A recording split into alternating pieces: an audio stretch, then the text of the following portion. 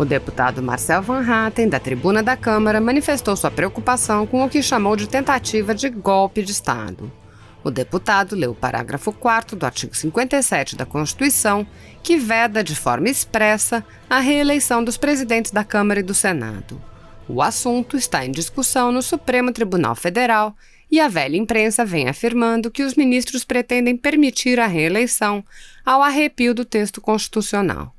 Marcel Van Hatten lembrou que a Constituição pode sim ser mudada, mas através do processo legal e não por meio de uma interpretação do STF que deturpe completamente aquilo que diz a Constituição. Assim está. Deputados, também estendo os cumprimentos aos colegas senadores que nos acompanham remotamente.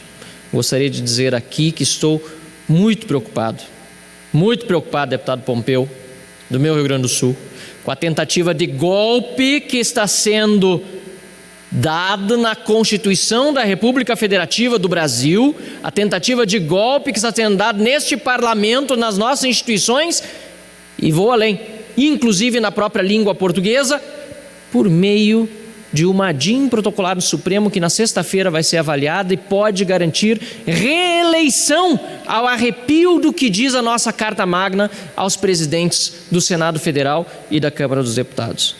Diz a Constituição da República Federativa do Brasil que juramos defender e cumprir. E claro, temos todo o direito de alterá-la quando assim entendemos, mas é pelo devido processo, é por 3/5 em 2 turnos, dos votos 3/5 nas duas casas. Diz o artigo 57, parágrafo 4º, cada uma das casas reunir-se-á em sessões preparatórias a partir de 1º de fevereiro no primeiro ano da legislatura, para a posse de seus membros, eleição das respectivas mesas para mandatos de 2 anos. Vedada a recondução para o mesmo cargo na eleição imediatamente subsequente. Não cabe interpretação. Vedar é impedir, não é permitir, a menos que haja um outro dicionário de outra língua que não a portuguesa que permita a um ministro do STF interpretar de outra forma esse parágrafo. Não creio nisso. E quero ter a convicção de que o STF impedirá este verdadeiro golpe às nossas instituições, à nossa Constituição, e repito, a própria língua portuguesa, porque não é possível interpretar esta Constituição de outra forma. Por isso, senhora presidente, caros colegas deputados, faço um apelo ao presidente do Senado, Davi Alcolumbre, que claramente tem articulado para isso, que desista dessa ideia. E ao presidente Rodrigo Maia, que diga com todas as letras que é contra antes do julgamento da DI no Supremo. Não é possível que o presidente desta casa alimente sequer a possibilidade de vir a ser candidato à reeleição dentre alguns de seus possíveis aliados. Não! É preciso dar um basta nesse assunto, respeitar a Constituição, respeitar a língua portuguesa, respeitar o povo brasileiro, respeitar inclusive a memória daquele que dá nome a este plenário, Ulisses Guimarães, que presidiu a Constituinte e que não poderia imaginar jamais que alguém poderia tentar dar um golpe por fora do processo legal. Querem mudar a Constituição? Eu serei contra, posso ser voto vencida, mas é pelo devido processo. 3/5 dos votos nesta casa em 2 turnos, na outra casa em 2 turnos, não por meio de uma interpretação do STF que deturpe completamente aquilo que diz a Constituição. Não é este golpe. Obrigado, senhor presidente. Sustentação oral, ADI 6524, relator ministro Gilmar Mendes.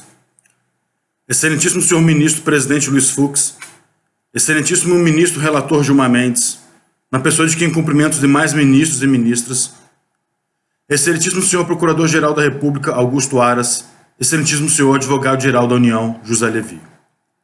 Primeira questão de ordem, excelências. Julgamento da presente ADI em plenária virtual. Excelentíssimos ministros da Suprema Corte Brasileira, a presente ADI busca preservar a Constituição Democrática de 1988, que no artigo 57, parágrafo 4º, é claro ao vedar a reeleição de presidente do Senado Federal e da Câmara dos Deputados na eleição subsequente. O tema é de extrema relevância, pois trata de matéria relacionada à estruturação da República Federativa do Brasil. Os presidentes das casas legislativas possuem o controle da pauta do Congresso Nacional, além de ocupar a linha sucessória da presidência da República. Tamanha a importância do tema que há meses diversas articulações vêm sendo realizadas de modo a construir uma possível autorização à reeleição, violando claramente o texto da Constituição. O Partido Trabalhista Brasileiro entende que julgar a presente ADI em sessão virtual é inaceitável. Não se trata de uma simples ação que debate um tema já discutido pelo plenário do STF. O tema é inédito e a decisão a ser proferida será definitiva, encerrando os debates acerca do caso. A importância do julgamento não é só jurídica, mas também política e social. Por isso, debater esse tema às escuras, sem que seja possível a realização de sustentação oral ao vivo, viola a essência do Estado Democrático de Direito, ferindo as prerrogativas do advogado, peça elementar na defesa do Estado e da sua Constituição. A impressão que se tem é de que quando a Corte não quer se expor perante a sociedade, encaminha as ações para julgamento de sessão virtual. Temas menos relevantes do que a presente já foram julgados presencialmente, por videoconferência, por causa dos tempos de Covid. Mas ainda assim, o tema aqui em debate por si só, dada a sua importância, deveria estar sendo julgado ao vivo, em plenário por videoconferência, de modo a assegurar a efetividade do contraditório. É direito de todos acompanhar como essa Corte e seus ministros vão decidir quais as suas razões, já que o povo brasileiro tem suas vidas impactadas diretamente pelas ações do Senado Federal e da Câmara dos Deputados, comandado pelos respectivos presidentes. Entende o Partido Trabalhista Brasileiro que o debate via sessão virtual é mitigado, para não dizer inexistente. Desde o início do ano, advogados e OAB vêm se manifestando de forma preocupada com os julgamentos em plenário virtual. Em abril de 2020, um grupo de 100 advogados se manifestou contrariamente à aplicação ao da competência do plenário virtual.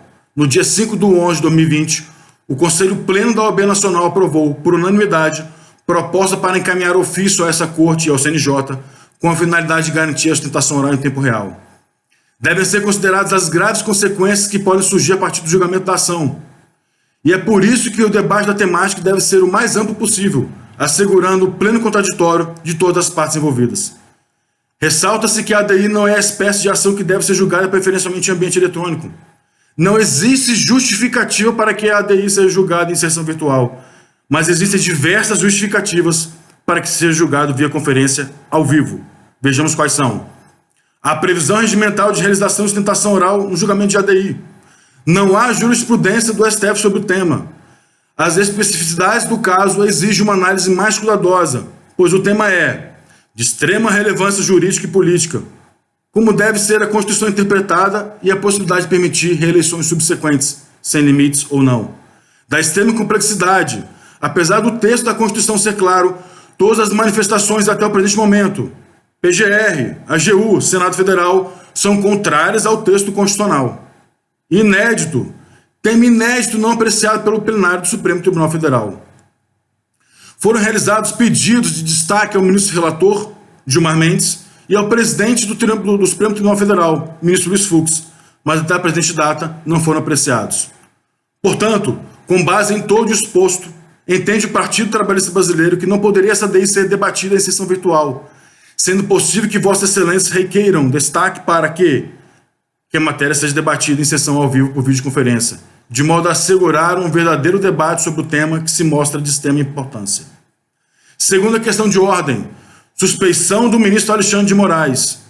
Propusemos a arguição de suspeição número 101 de 2020 do ministro Alexandre de Moraes para julgar a presidente ADI.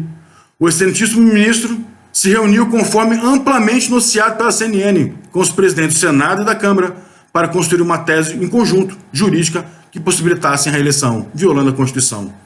Ao apreciar a arguição, o excelentíssimo ministro Dias Toffoli, então presidente dessa Corte, entendeu que, por se tratar de discussão de constitucionalidade em abstrato, não seria possível aplicar a suspeição. Interpusemos um agravo regimental, ainda não apreciado. Entretanto, não se pode negar que os atuais presidentes das casas legislativas possuem total interesse no resultado do julgamento, que afetará seus projetos de perpetuação do poder, como já amplamente noticiado. Com isso, não cabe ao ministro da Corte debater julgamento com interessados. Desta forma, Mantendo o entendimento de que o excelentíssimo ministro Alexandre de Moraes deveria se abster de participar do presente julgamento, vê-se que as conversas com os atuais presidentes das casas legislativas, fora da agenda oficial de todos os envolvidos, é ato antirrepublicano e antidemocrático. Já no mérito, excelências, a Constituição determina que os presidentes do Senado Federal e da Câmara dos Deputados não podem ser reconduzidos para o mesmo cargo na eleição imediatamente subsequente. Isso pode ser claramente lido no artigo 57, parágrafo 4º da Constituição. Basta saber ler para compreender. O esforço é mínimo. Trata-se nitidamente de norma tipo regra, não sendo possível realizar uma interpretação que fuja de sua literalidade.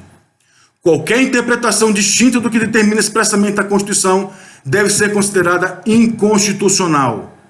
O debate aqui, excelências, não é sobre os regimentos, mas sim sobre a Constituição, que veda expressamente a reeleição, sem trazer qualquer tipo de exceção à regra. Afirma a Constituição que é vedada a recondução para o mesmo cargo na eleição imediatamente subsequente. Imediatamente subsequente não gera nenhuma dúvida. Qualquer pessoa alfabetizada compreende o que quis dizer o constituinte originário. Se eleito presidente para o primeiro biênio do mandato, não poderá ser reeleito para o segundo biênio. Simples assim. Está claramente escrito na Constituição, sem maiores dificuldades. Aqui não se trata de interpretar regimentos internos das casas legislativas. O que está se interpretando é a própria Constituição. Não é matéria eterna corporis ou questão política, é matéria constitucional, pois a vedação está escrita textualmente na letra da Constituição. Se o que diz da Constituição é diferente do que diz os regimentos se tornam inaplicáveis, pois inconstitucionais são. Qualquer decisão contrária estará negando a vigência da Constituição Federal. Não se pode comparar o presente caso com o caso do deputado Rodrigo Maia, apreciado por esta Corte no mandato de segurança número 34602 de 2017, de relatoria do excelentíssimo ministro Sérgio de Mello. Naquele caso, buscou-se pela via do mandato de segurança impedir que o deputado Rodrigo Maia concorresse à reeleição, recondução para presidente da Câmara dos Deputados. Ele havia ocupado o cargo de presidente da Câmara interinamente, após a saída do então deputado Eduardo Cunha. No passado, o então advogado Luiz Roberto Barroso, em parecer de sua autoria, deixou claro que no caso do mandato tampão, há lacuna sem que a Constituição ofereça solução. No seu parecer, ao comentar o conteúdo do parágrafo 4º, artigo 57 da Constituição, afirmou que a norma constitucional dispõe de 2 eleições que, em situações normais, são realizadas no período de cada legislatura. A primeira deve ocorrer por ocasião das sessões preparatórias que antecedem a abertura da legislatura. A segunda ocorre para a escolha dos membros da mesa do segundo biênio, sendo vedada a manutenção dos parlamentares em seus respectivos cargos. Ou seja, a leitura realizada pelo então advogado Luiz Roberto Barroso do artigo 57, parágrafo 4º da Constituição é clara. É vedada a manutenção dos parlamentares em seus respectivos cargos na eleição do segundo biênio. Os argumentos apresentados pelo ministro relator do referido mandato de segurança, bem como o posicionamento do PGR, além das citações do entendimento do então advogado Luiz Roberto Barroso e do professor Heleno Taveira, demonstraram que não se pode confundir mandato tampão com mandato regular. No caso do mandato tampão, inexiste vedação constitucional para concorrer na próxima eleição. No caso do mandato regular, existe proibição constitucional para concorrer à eleição seguinte. Por inexistir proibição do texto constitucional para concorrer à eleição, depois de ter ocupado o mandato tampão, essa Corte entendeu que se trataria de matéria interna corporis. Destaca o PTB, que só foi considerado matéria interna corporis por não ter previsão constitucional, mas esse não é o caso. Aqui temos previsão constitucional, muito clara por sinal. O argumento que teria ocorrido mutação constitucional não merece prosperar. A mutação, quando há mudança de sentido, mas não do texto em si. Segundo o entendimento do ministro Luiz Roberto Barroso, se o sentido novo que se quer dar não couber no texto, será necessária a convocação do Constituinte Reformador. E é exatamente isso que se tem de se evitar, dar à norma constitucional sentido que não cabe no texto. Caso seja considerada a ocorrência de uma mutação, não se pode esquecer de aditivá-la de inconstitucional, uma verdadeira mutação inconstitucional. O fato de ter sido autorizada a reeleição dos chefes dos poderes executivos não autoriza os chefes das casas legislativas federais possam ser reeleitos. Se o constituinte derivado quisesse, teria também alterado a Constituição para permitir a reeleição dos presidentes da Senado e da Câmara, mas não fez. A vedação continua escrita no texto constitucional, devendo ser respeitada. Essa Corte Constitucional deve cumprir o seu papel de preservar a Constituição.